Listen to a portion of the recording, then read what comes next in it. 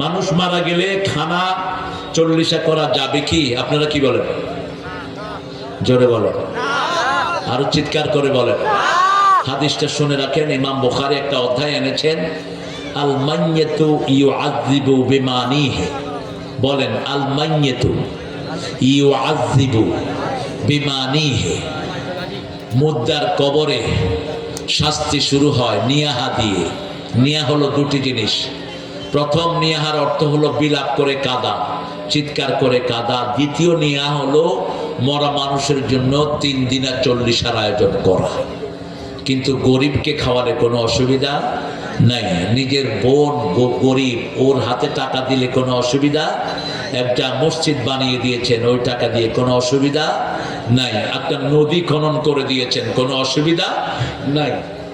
আবার কি আনতেছে দেশে কচিকাঁচা সংগঠন হযরত নবী করিম সাল্লাল্লাহু আলাইহি ওয়াসাল্লাম যে হিলফে ফজল গঠন করেছিলেন সেই আদর্শ নিয়ে চলে না। ও এই কচিকাঁচা, তোমাদের বিরুদ্ধে লিখেছে প্রচলিত মিলাদ কিয়ামের বিধান কি? মিলাদ কিয়ামের বিধান 000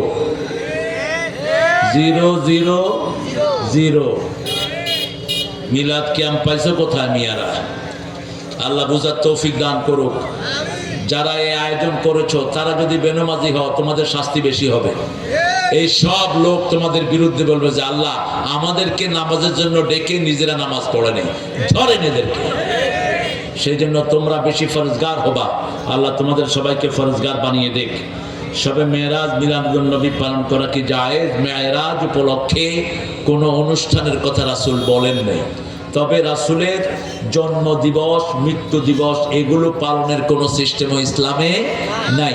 প্রত্যেক দিন রাসূলের জন্য দুরূদ পড়বো, রাসূলের জীবন আলোচনা করব, এটাই ফাইনাল। ঠিক না বেটি? রাসূলের নামাজ পড়ে না, রোজা রাখে না, ইয়া নবী সালাম আলাইকা করলে কি রাসূল খুশি হয়ে যাবে? অসম্ভব।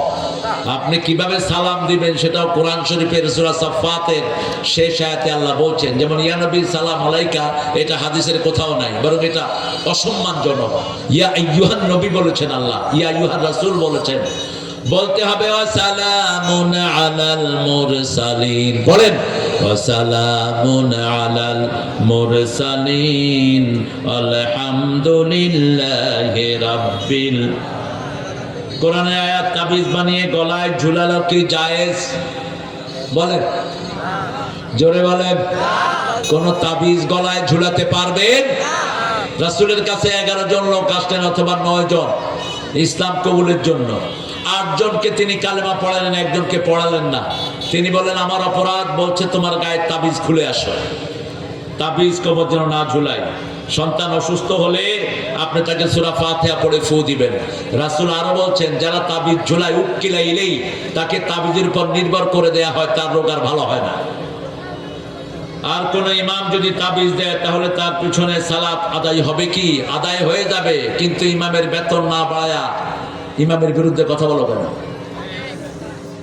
ইমামের বেতন কত বলেন তো? ৬,০০০ টাকা।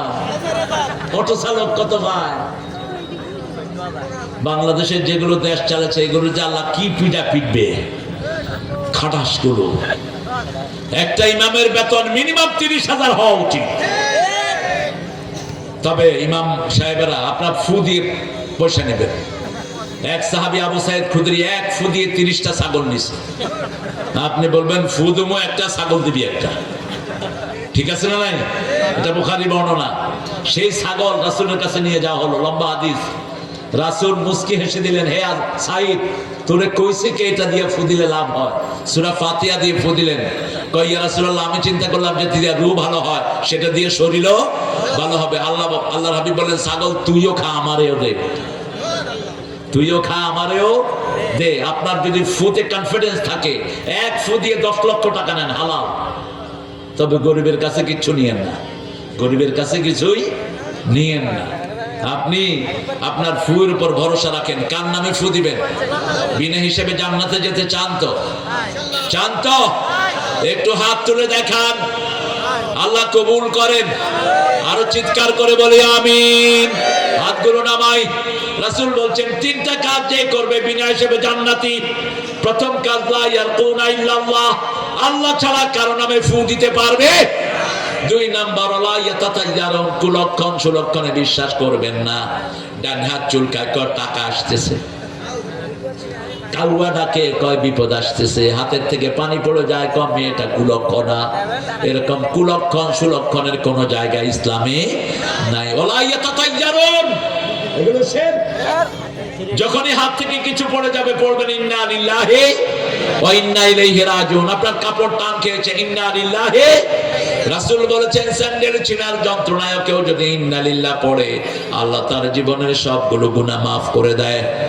3 নাম্বার আলা রাব্বিহিম ইয়াতাওয়াক্কালুন। এই যে 17 বছর এত বিপদ গেছে, সাতক্ষীরার লোকেরা তাওয়াক্কুল করেছে কার উপর?